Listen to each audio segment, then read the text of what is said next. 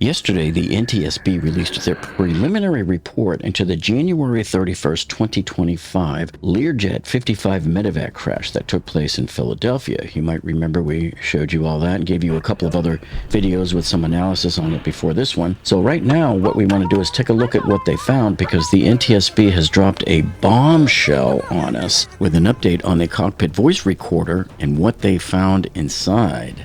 So the NTSB starts off the report, of course, just repeating what most of us already knew. It says the two pilots, 2 medical crew members, and 2 passengers were fatally injured.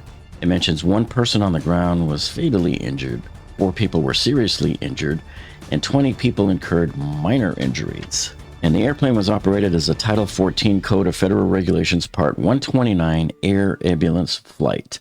Now, interesting here, they point out that the flight crew was in communication with the P&E air traffic controller at the time of the accident, and there was no distress calls received from the flight. So whatever happened very, very quickly to them. Here's something they pointed out here. The wreckage debris field was 1,400 feet in length and 1,840 feet wide, oriented on a magnetic heading of about 150 degrees. Now here's where they confirm something here that I pointed out in one of my last videos on this Philadelphia plane crash right here. The NTSB is saying the airplane impacted a commercial sign during its descent. So if you remember when I showed you that B-roll from the NTSB where they circled around the area, the point of impact during their investigation, and I pointed out that hole there on the top of the sign. And then here's a screen grab from it. Here you can see.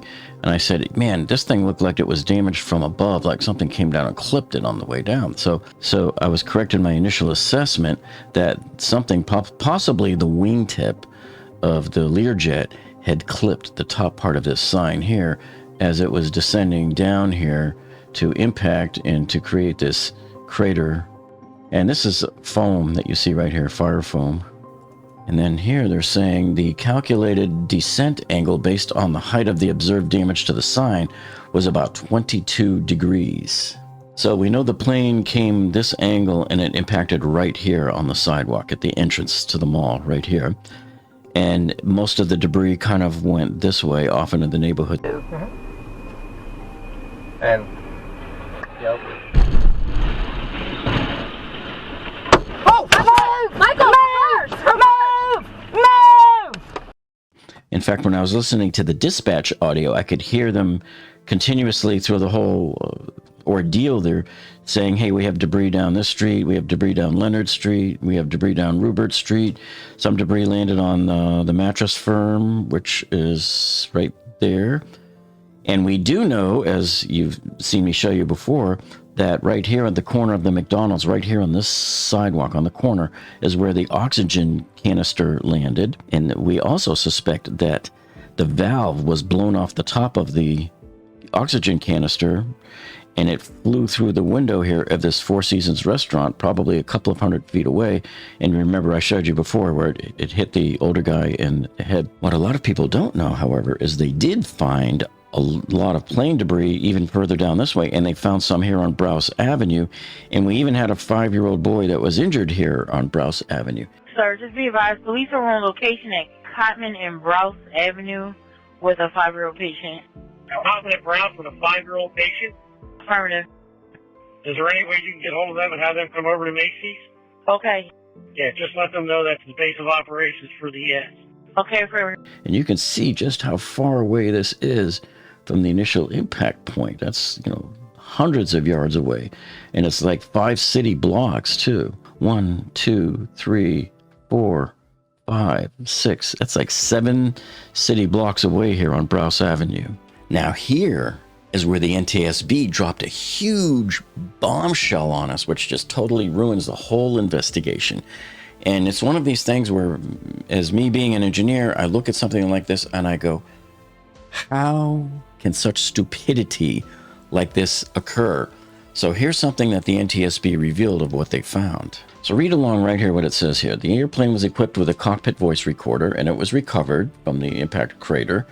I showed you that before a few weeks ago when they released some of the B-roll video for us, and it was sent to the Records Laboratory in DC for processing as they opened up the cockpit voice recorder to do their analysis. It says here the recorder displayed significant impact-related damage as well as liquid ingress. That happens a lot with CVRs. It should not be a problem.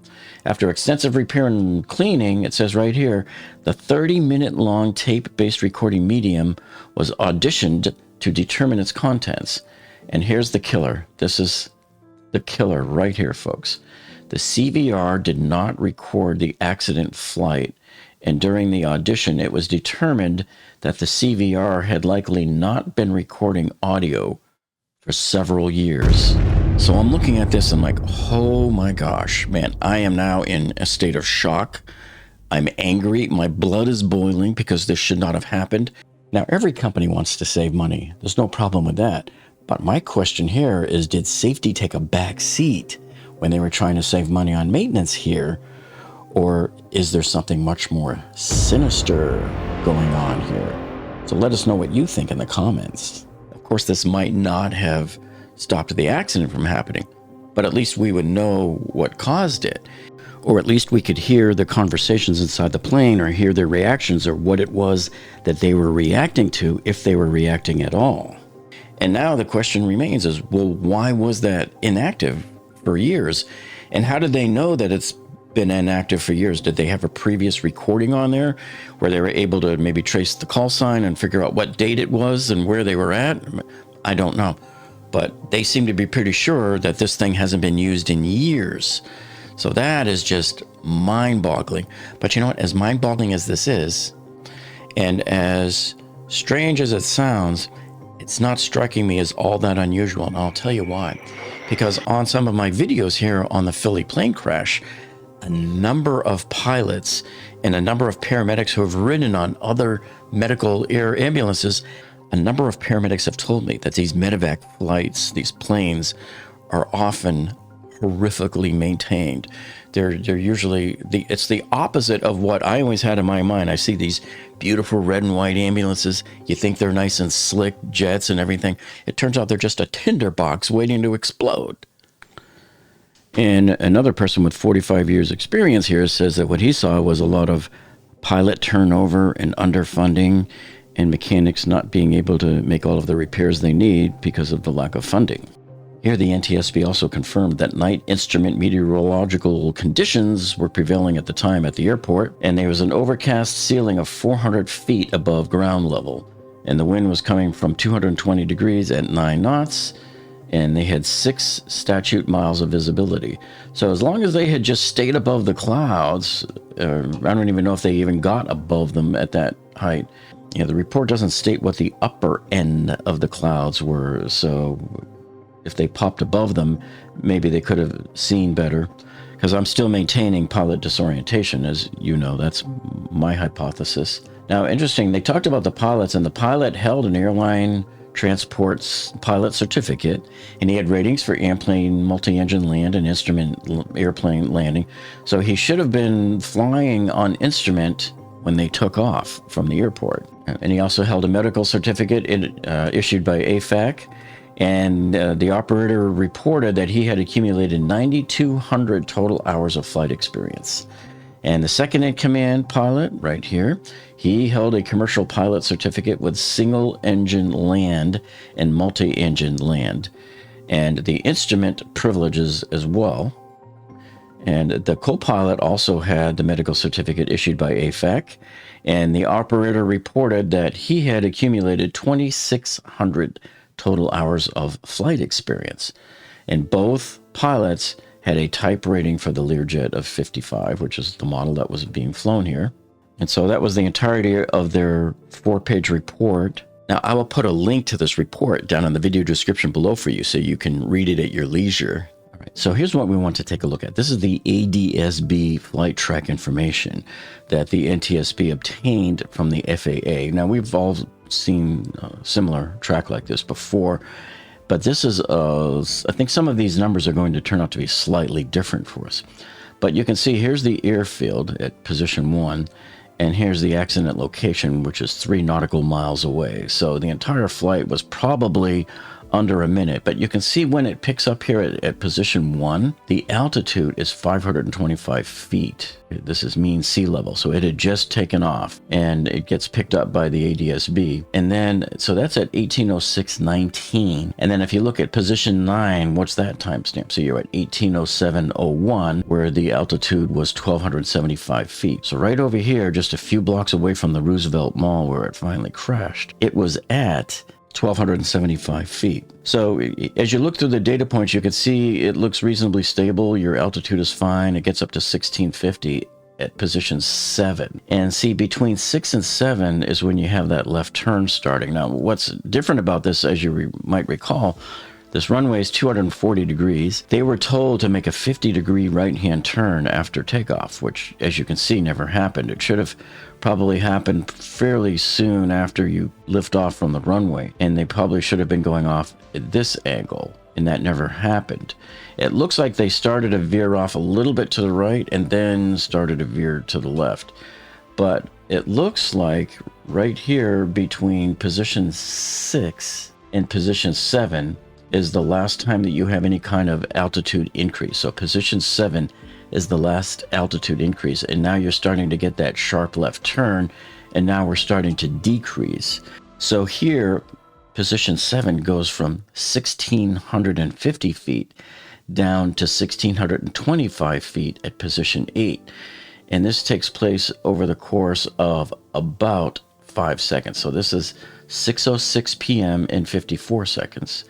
And this is 6:06 p.m. and 59 seconds. So not too bad. You lose 25 feet over the course of about 5 seconds. However, when you look between positions 8 and 9 now, and you're talking only 2 seconds time, so this is 6:06 p.m. and 59 seconds to 6:07 p.m. in 1 second, you're talking 2 seconds time, the plane has dropped nearly 400 feet in altitude. So when I look at this chart that they gave us in their official preliminary accident report, and we compare it to some of the other charts that I took the day after the crash, I'm seeing some sort of conflicting information here.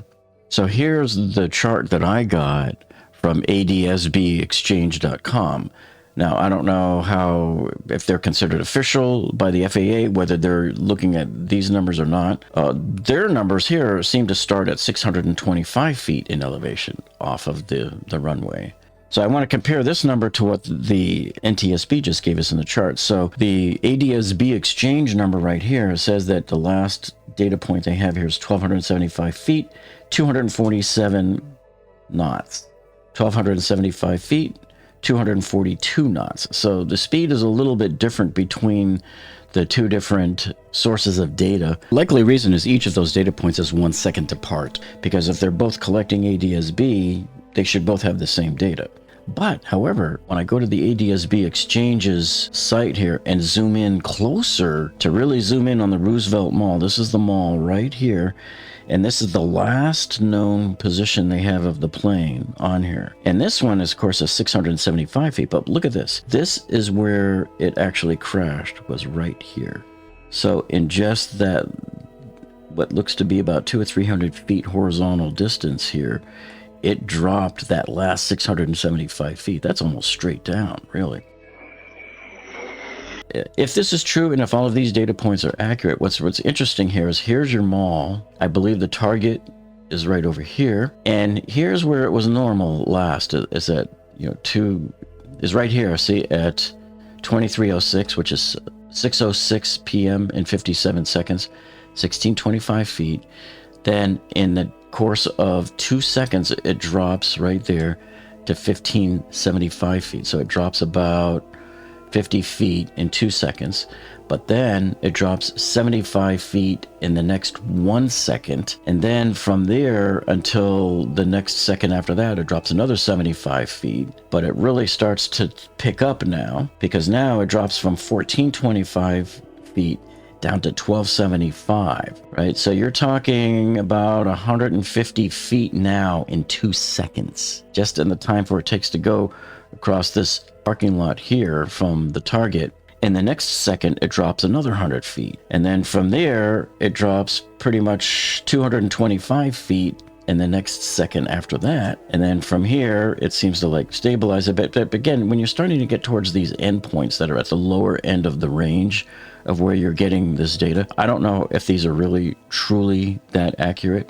But one thing that this does depict, though, really, is how little of a distance it took here horizontally. Look, just these few blocks, a few city blocks, to go from basically 1,500 feet down to 600 feet. It lost 900 feet in altitude just from the time that it was at the target to over here. So this says that this is probably where it was coming down in a free fall, and I still believe that the pilots were spatially disoriented at this point in time.